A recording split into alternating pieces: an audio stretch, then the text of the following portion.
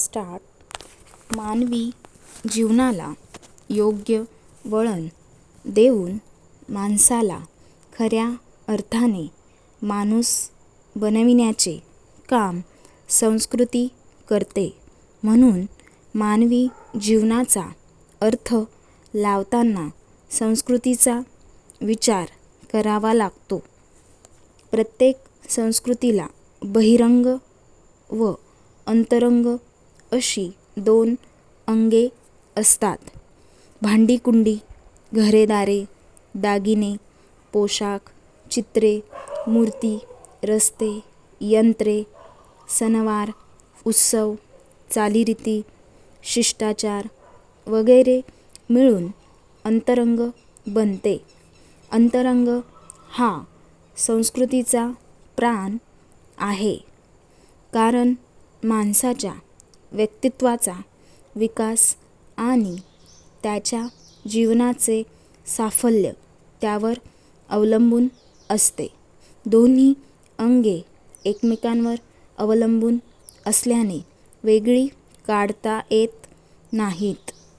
अंतरंगात ज्या मूल्यांवर जोर दिला जातो त्या अनुरोधाने संस्कृती प्रत्यक्ष आकार घेते आणि त्याप्रमाणे तिची विशिष्ट जीवनपद्धत बनते.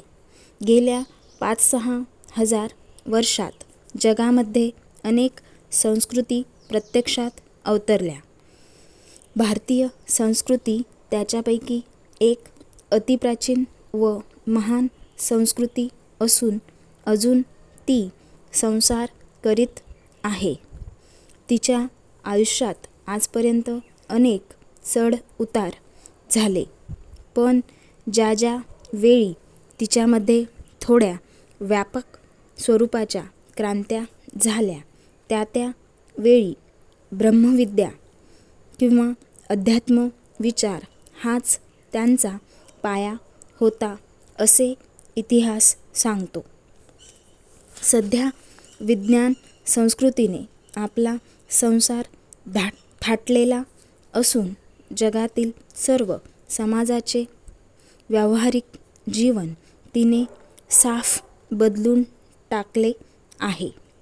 असे जरी असले तरी आपण भारतीय लोक ब्रह्मविद्येला म्हणजे आध्यात्मिक अनुभवावर आधारलेल्या संत जीवनालाच सर्वश्रेष्ठ मानतो. मी कोण? हे जग काय आहे? माझा व जगाचा खरा संबंध कोणता? मानवी जीवनाचे अंतिम ध्येय कोणते? हे सनातन प्रश्न विज्ञानाच्या शिखरावर आरूढ झालेल्या 20व्या शतकातील माणसाला सुटलेले नाही. काही समाजात कलावंत, वीर मुत्सद्दी किंवा विज्ञान पंडित हेच आदर्श पुरुष आहेत असे मानले जाते. समाप्त.